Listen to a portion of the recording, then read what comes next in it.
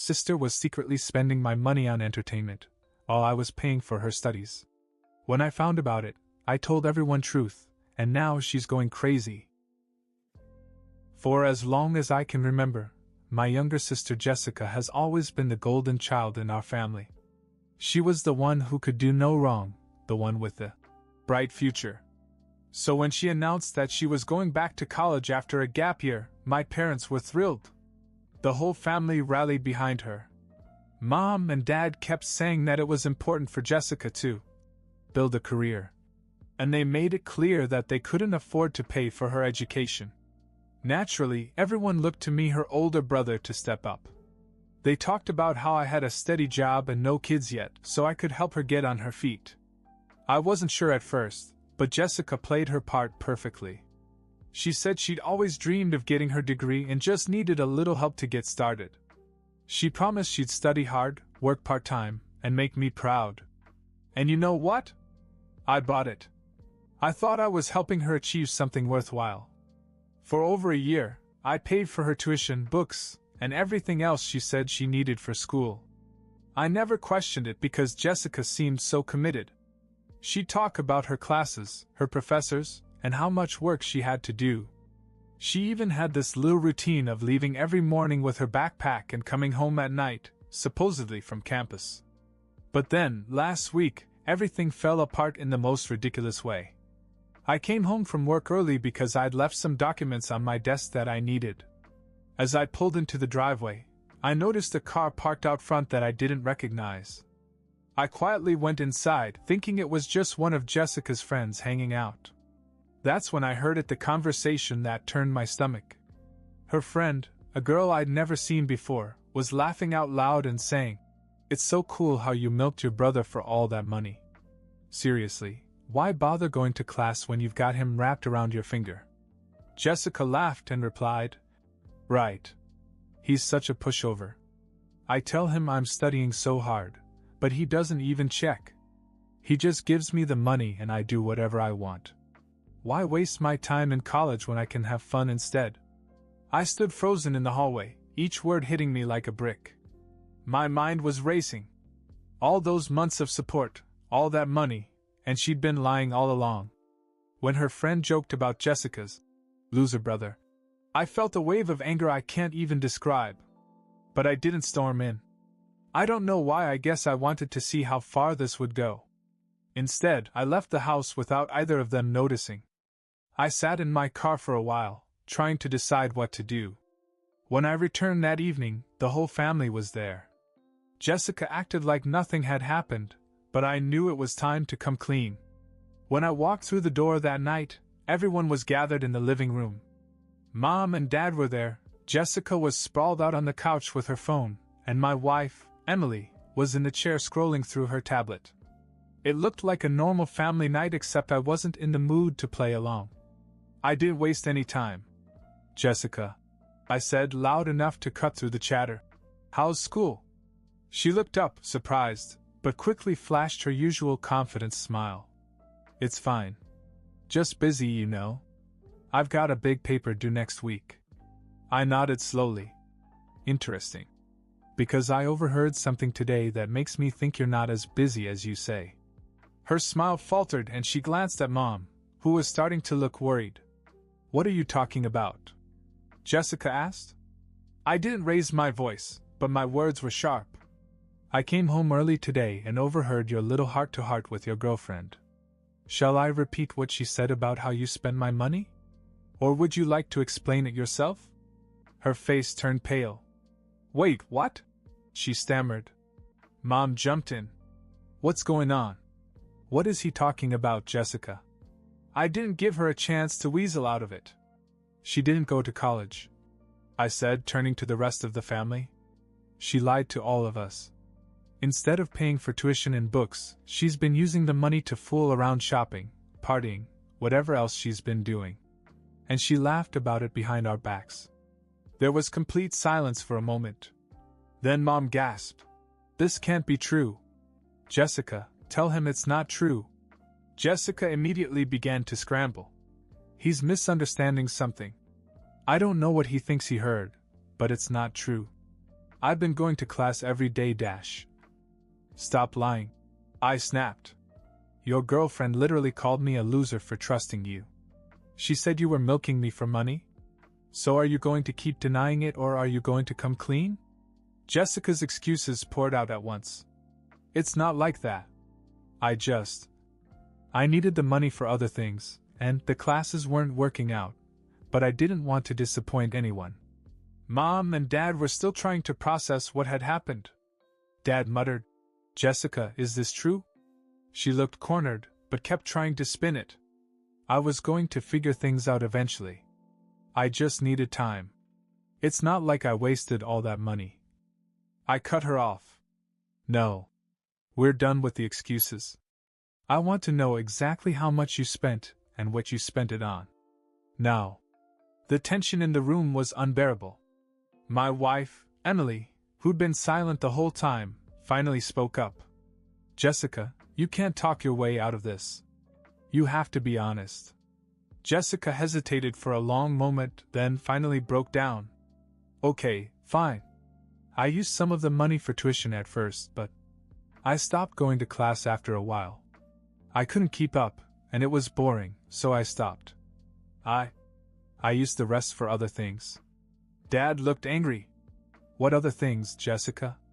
Jessica mumbled something about clothes, concert tickets, and a gaming PC she had hidden in her closet. The whole room exploded. Mom defended her, saying, She's young, she made a mistake, while Dad screamed about responsibility. But I wouldn't let her off the hook. Are you serious? You all begged me to pay for her education, and now you want to sweep this under the rug? She lied to all of us, wasted thousands of dollars, and laughed about it. She needs to face the consequences. Jessica was crying at this point, but I didn't care. I told her to get a job and pay me back every penny. If that means flipping burgers or scrubbing toilets, then so be it. I said. And that gaming equipment you bought? Sell it. You're not keeping a single thing you bought with my money. Mom started to protest, but Emily backed me up. He's right, she said. If you let her get away with this, she'll never learn. She lied, and she has to make it right. Jessica finally broke down and admitted she'd been wrong. Dad, after some argument, sided with me, and even Mom reluctantly agreed. By the end of the night it was settled. Jessica would get a job, sell the junk she bought, and pay me back. The morning after the explosion, Jessica wasn't the cocky, carefree person she'd been the day before. She was quiet, almost avoiding everyone, and frankly, I didn't care. My wife, Emily, and I had already agreed that this was a hill I was willing to die on. Jessica had to make things right. Later that day, Mom called me. I knew it wasn't going to be good. Can't you just let this go? She asked. Jessica made a mistake, but she's your sister.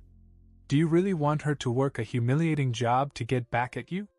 She's young. She didn't know any better. She knew exactly what she was doing. I said. She lied to all of us. She laughed about it. I didn't work hard to save this money just so she could blow it on clothes and concert tickets. She's lucky I'm not pressing charges. Mom sighed heavily. I just think you're being too hard on her. What if she gets resentful? She can be mad at me all she wants as long as she learns something from this. I replied. She's not a child anymore, Mom. She's an adult who made a choice. Now she has to deal with the consequences. To his credit, Dad didn't try to argue with me. He'd been quiet since the explosion, but I think he knew I was right. Still, it was clear that Mom was having a hard time accepting it. The next day, Jessica and I sat down to discuss her plan. I told her she had two options: get a job and start paying me back, or I'd take her to small claims court. She reluctantly agreed to get a job.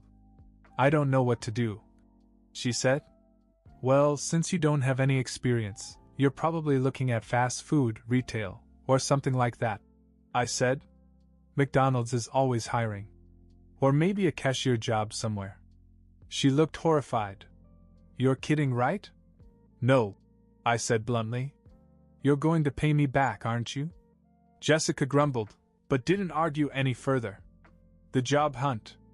A few days later, I found out that she'd applied for a few jobs half-heartedly, I'm sure, but she finally got a job at a McDonald's near our house. The first time she came home in her uniform, she looked like she wanted to sink into the floor. Mom, of course, tried to coddle her. "It's not that bad," she said.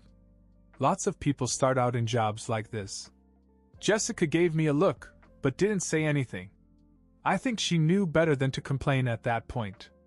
To make sure she didn't slack off, I told her she'd have to give me weekly updates on how much she was making and how much she could pay back. She wasn't thrilled, but she agreed. Selling the junk. The other part of the deal was that she had to sell everything she'd bought with my money. That included the gaming PC she'd been hiding in her closet like some kind of prize. When I reminded her, she tried to argue. "But I already opened it, and it's not worth as much now." "Not my problem," I said. "Sell it, or I'll sell it for you." She ended up listing it online, along with some other stuff she'd bought: designer shoes, handbags, even a concert ticket she hadn't used yet. It didn't cover all the money she owed, but it was a start. Watching her deal with the reality of her situation was oddly satisfying. For the first time, Jessica wasn't getting away with charm or excuses. She was finally being held accountable. 4 months into Jessica's revenge plan, things had settled into a routine. She was still working at McDonald's, reluctantly handing me chunks of her paycheck every few weeks. She'd sold most of the stuff she'd bought, and I could see that the humiliation of her situation was starting to sink in. It wasn't easy for her, and to be honest, it wasn't easy for me either. After all, she was still my sister, and it wasn't fun to see her struggle like this. But every time I started to feel bad, I'd remind myself of how she'd laughed at taking advantage of me. Then, out of nowhere, something happened that completely knocked me off balance. One evening, after a long day at work, I came home to find Jessica sitting on the porch. She looked different, less defiant, more tired. I assumed she had something to complain about, but before I could ask, she stood up and said, "Can we talk?" We went inside and she started pacing the living room. Finally, she blurted out, "There's something I need to tell you. Something I've never told anyone before." My stomach dropped. I had no idea where this was going, but I braced myself. "What is it?" She hesitated, then said, "The money. I didn't just spend it on stupid stuff. Most of it went to someone else." "What do you mean, someone else?" I asked. She looked away, her voice barely above a whisper. "I was with this guy. He said he needed help paying some debts, and I thought I would help him. But he ghosted me as soon as he got what he wanted." I just stared at her, trying to process what she'd said. "You gave my money to some random guy?" "He wasn't random," she said quickly. "I thought we were serious. He said he loved me and that he just needed a little help to get back on his feet. I didn't know he was using me." The anger I'd felt months ago came rushing back. "So let me get this straight, you lied to me, pretended to go to college, and then handed over thousands of dollars to a guy who was using you. Are you kidding me?" "I know it was stupid," she snapped. "I was an idiot, okay? I was desperate, and I didn't want anyone to know I screwed up, so I just kept lying." It was like the rug had been pulled out from under me.